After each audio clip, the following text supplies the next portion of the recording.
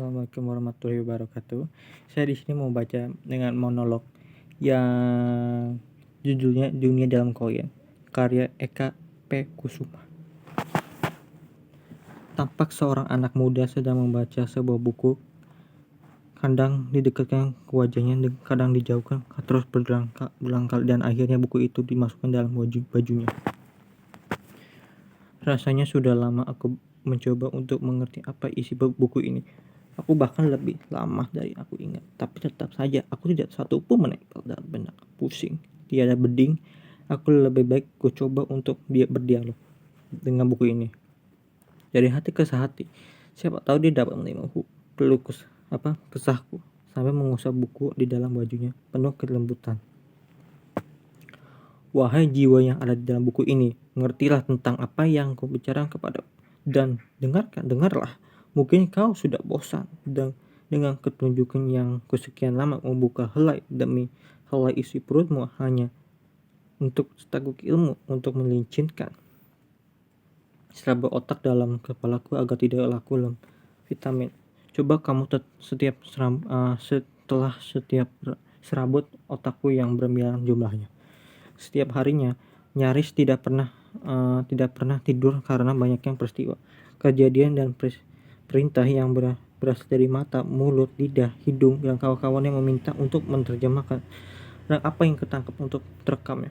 Di luar panggung terdengar suara radio yang frekuensinya diputar acak sehingga menghasilkan suara yang gaduh tidak beraturan karena diputar karena antar gelombang frekuensi. Sambil menungging, kedua tangannya meraih dengan belakangnya kepala dengan hingga tertunduk. Sudah berhenti. Kejam sekali rasanya. Pikiranku habis sudah tenagaku. Kapan aku yang sama ini kamu janjikan kapan? Tidak hari ini katamu. Lalu kapan lagi janjimu memenuhi? Lihat aku mulai sekarat. Karena telah melahap apa yang menjejakkan dalam kepalaku. Mulai dari pilihan yang banyak tapi terbatas, khasiat tidak berujung pergumulan. Ngomong palsu, obrolan janji, busuk sampah dalam tong sampah di dalam sebuah pasar itu.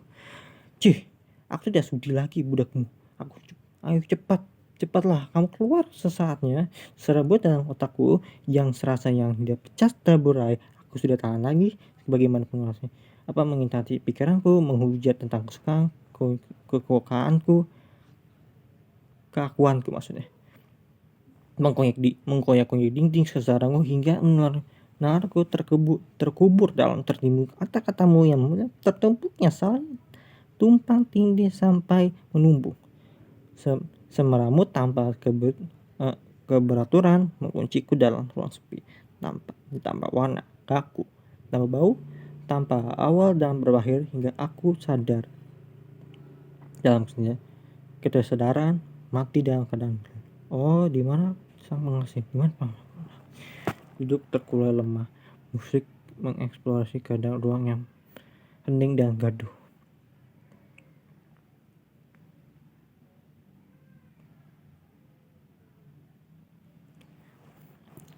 Sebenarnya dia bukan siapa-siapa. Datang dari aras yang jauh, bukan saudara ataupun famili. Dia datang mengembuskan angin surga tentang semua sesuatu yang dapat mengubah yang menjadi megaloman. Ya, megaloma yang dapat menguasai dunia. Tapi dengan syarat aku harus membunuh. Lantang aku jawablah, aku tak sanggup dengan saat itu. Jangankan suruh membunuh, manusia membunuh semut pun aku nggak kuasa, karena bagaimana semut pun memiliki hak yang sama tentang hak untuk hidup, hak untuk mendapatkan posisi dan hak lain yang belum mengenal insting lalu ya.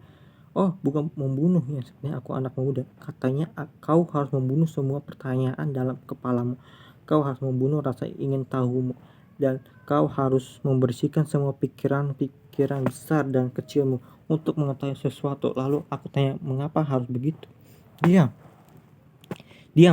Jangan kau berbicara sebelum aku persilakan. Itu aturan. Mengerti? Katanya dengan suara keras. Berdiri dengan agar terhuyung, lalu menirukan sosok arogan. Masih banyak hal lain yang peraturanku harus kupenuhi sebelum kau memenuhi megalomania. Kau dengar itu, suara rendah itu, riuh itu.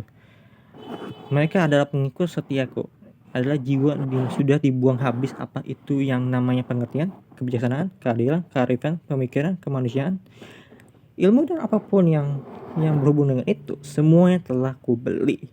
Wow. Dan aku ganti dengan poin kepalsuan yang menjadi ruh dan semangatku. Dan aku telah siapkan dengan setiap di antara yang mampu melakukan aturanku yang materi, yang menunjukkan peringkat. Mereka telah menjadikan budak AROGAN, arogan. Maka semua telah datang kepadaku, meninggalkan kekikian sebagai manusia. Dan itu yang kuinginkan dariku. Sudah tidak ada jalan lain kebaliku. Kau harus menjadi manusia tanpa perkemanusiaan. Tentunya harus arogan seperti aku. Hahaha.